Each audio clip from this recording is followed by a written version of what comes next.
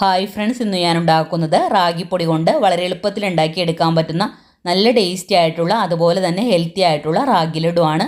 അപ്പോൾ വീഡിയോയിലേക്ക് പോകുന്നതിന് മുമ്പായി എൻ്റെ ചാനൽ ആദ്യമായാണ് കാണുന്നതെങ്കിൽ പ്ലീസ് ഒന്ന് സബ്സ്ക്രൈബ് ചെയ്യണേ. സബ്സ്ക്രൈബ് ചെയ്യുന്നതിനോടൊപ്പം തന്നെ തൊട്ടടുത്തുള്ള ബെല്ലൈക്കൺ കൂടി ഒന്ന് പ്രസ് ചെയ്ത് കഴിഞ്ഞാൽ ഞാനിടുന്ന വീഡിയോസിൻ്റെയൊക്കെ നോട്ടിഫിക്കേഷൻ നിങ്ങൾക്ക് ലഭിക്കുന്നതായിരിക്കും. അപ്പോൾ നമുക്കിതെങ്ങനെയാണ് ഉണ്ടാക്കണേന്ന് നോക്കിയാലോ. അപ്പോൾ അതിനായിട്ട് ആദ്യം തന്നെ ശർക്കര ഒന്ന് ഉരുക്കിയെടുക്കണം. ഒരു പാനിലേക്ക് 250 ml കപ്പിൽ 1/4 കപ്പ് ശർക്കര പൊടിച്ചത് ചേർത്ത് കൊടുക്കാം. ഇനി ഇതിലേക്ക് 1/2 കപ്പ് വെള്ളവും കൂടി ഒഴിച്ചു കൊടുത്തിട്ട് ശർക്കര നല്ലപോലെ മെൽറ്റായിട്ട് വരണം. ഇതിപ്പോൾ ശർക്കര എല്ലാം മെൽറ്റായിട്ട് വന്നിട്ടുണ്ട്. ഇനി നമുക്ക് ഫ്ലെയിം ഓഫ് ചെയ്ത് കൊടുത്തിട്ട് ശർക്കര ഒന്ന് അരിച്ചെടുക്കാം. ഇനി ഒരു പാൻ അടുപ്പിലേക്ക് വെച്ചിട്ട് അതിലേക്ക് 1.5 ടേബിൾ സ്പൂൺ നെയ്യ് ഒഴിച്ചു കൊടുക്കാം. നെയ്യ് ഒന്ന് ചൂടായി വരുമ്പോഴേക്കും കുറച്ച് കാഷ്നട്ട് ചേർത്ത് കൊടുത്തിട്ടൊന്ന് ഫ്രൈ ചെയ്തെടുക്കണം. കാഷ്നട്ടിന് പകരം കപ്പലണ്ടി അല്ലെങ്കിൽ ബദാമോ എടുക്കാവുന്നതാണ്. ഇതിപ്പോൾ ഞാൻ ചെറുതായിട്ട് കട്ട് ചെയ്തിട്ടാണ് കേട്ടോ ചേർത്ത് കൊടുത്തത്. ഇപ്പോൾ കാഷ്നട്ടെല്ലാം ഫ്രൈ ആയിട്ട് വന്നിട്ടുണ്ട്. ഇനി നമുക്ക് മറ്റൊരു പാത്രത്തിലേക്ക് മാറ്റാം.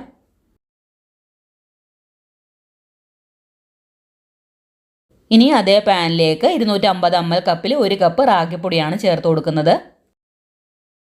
എന്നിട്ട് ലോ ടു മീഡിയം ഫ്ലെയിമിൽ വെച്ച് ഇതുപോലെ ഒന്ന് ഇളക്കി കൊടുത്ത് റാഗിപ്പൊടി ഒന്ന് റോസ്റ്റ് ചെയ്തെടുക്കാം. ഏകദേശം ഒരു 5-6 മിനിറ്റ് കഴിയുമ്പോഴേക്കും റാഗിപ്പൊടി നന്നായിട്ട് റോസ്റ്റ് ആയിട്ട് വരും. ഇപ്പോൾ കളറൊക്കെ മാറി തുടങ്ങിയിട്ടുണ്ട്. ഇപ്പോൾ റാഗിപ്പൊടി നല്ലപോലെ റോസ്റ്റായി വന്നിട്ടുണ്ട്. നല്ലൊരു സ്മെല്ല് വരാൻ വേണ്ടി തുടങ്ങിയിട്ടുണ്ട്. ഇനി ഇതിലേക്ക് 1/4 കപ്പ് ചിരകിയ തേങ്ങ ചേർത്ത് കൊടുക്കാം. തേങ്ങയും കൂടി ചേർത്ത് കൊടുത്തിട്ട് വീണ്ടും നന്നായിട്ടൊന്ന് റോസ്റ്റ് ചെയ്തെടുക്കണം. 1 കപ്പ് റാഗിപ്പൊടിക്ക് 1/4 കപ്പ് ചിരകിയ തേങ്ങയെങ്കിലും ചേർത്ത് കൊടുക്കണം കേട്ടോ. കാരണം റാഗിപ്പൊടിക്ക് ചെറിയൊരു ചവർപ്പുണ്ടാവും. അപ്പോൾ ലഡ്ഡു ഉണ്ടാക്കിയെടുക്കുമ്പോൾ ആ ഒരു ചവർപ്പ് ഇല്ലാതിരിക്കാനാണ് 1/4 കപ്പ് ചിരകിയ തേങ്ങ ചേർത്ത് കൊടുക്കുന്നത്. അപ്പോൾ തേങ്ങയും കൂടി ചേർത്ത് 2-3 മിനിറ്റ് ഇളക്കി കൊടുത്തപ്പോഴേക്കും നല്ലപോലെ ഒന്ന് റോസ്റ്റ് ആയിട്ട് വന്നിട്ടുണ്ട്. ഇനി ഇതിലേക്ക് നമ്മൾ നേരത്തെ അരിച്ചെടുത്ത് വെച്ച ശർക്കരപ്പാനി ഒഴിച്ചു കൊടുക്കാം.